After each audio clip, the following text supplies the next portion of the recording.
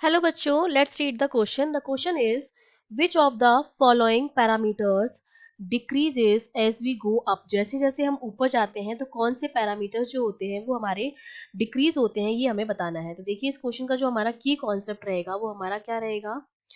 की कॉन्सेप्ट हमारा ये रहेगा कि जैसे जैसे हम ऊपर की तरफ जाते हैं, हायर, जैसे जैसे हम हायर जाते हैं वैसे वैसे हमारा क्या होता रहता है, क्योंकि प्रेशर जो होता है किसी भी पॉइंट पर, वो किसकी वजह से होता है। किसी भी पॉइंट पर अगर मैं प्रेशर की बात कर रही हूँ, वो प्रेशर जो होता है वो ह्यूज मास ऑफ एयर की वजह से होता है। अगर मैं एटमॉस्फेरिक प्रेशर की बात कर रही हूँ तो एटमॉस्फेरिक प्रेशर किसकी वजह से होता है, huge mass of air over it, इसी की वजह से होता है किसी भी पॉइंट पर प्रेशर। तो जैसे जैसे हम हाई जाते हैं किसी भी पॉइंट पर, तो एयर जो होती है हमारी वो लेसर होती जाती है, लेसर एयर अबव इट।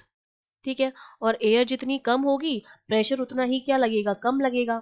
ठीक है, तो ये कॉन्सेप्ट हम यूज करेंगे। तो जैसे जैसे हम हाई जाएंगे एयर जो होती है वो कम होती जाती है। ठीक है, तो एयर अगर कम हो रही है तो इसका मतलब उसकी डेंसिटी भी कम हो रही होगी, क्योंकि डेंसिटी हमारी क्या होती है, मास अपॉन वॉल्यूम होती है। तो हमारी डेंसिटी भी कम होती जाएगी। तो एक तो एटमॉस्फेरिक प्रेशर जो होता है वो हाइट पर जाने पर क्या होता है, कम होता है।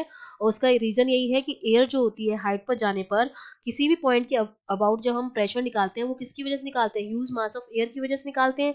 अब जब एयर ही कम है उस पॉइंट के अबाव, तो हमारा एटमॉस्फेरिक प्रेशर जो हो जाएगा वो डिक्रीज हो जाएगा।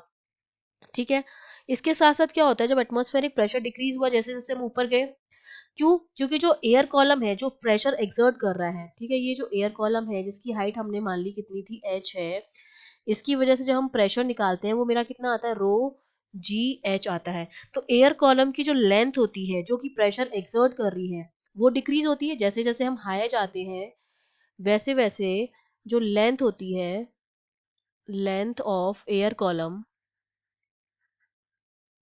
कॉलम वो डिक्रीज होती है।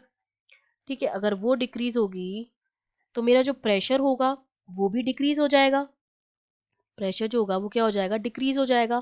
और इसके साथ साथ जो एयर की डेंसिटी होती है, हाइट पर जाने पर एयर की जो डेंसिटी होती है वो भी आपकी क्या होती है, डिक्रीज हो जाती है। ठीक है, वो भी आपकी क्या होती है, डिक्रीज होती है। और जी जो होता है, एक्सेलरेशन ड्यू टू ग्रेविटी, वो भी ऊपर की तरफ जाने पर जी की वैल्यू जो होती है वो कम होती है। तो जी जो मेरा होगा वो भी क्या होगा, डिक्रीज होगा। तो मेरी एक तो डेंसिटी डिक्रीज होगी, जी डिक्रीज होगा, और पी जो होगा वो भी क्या होगा, डिक्रीज होगा।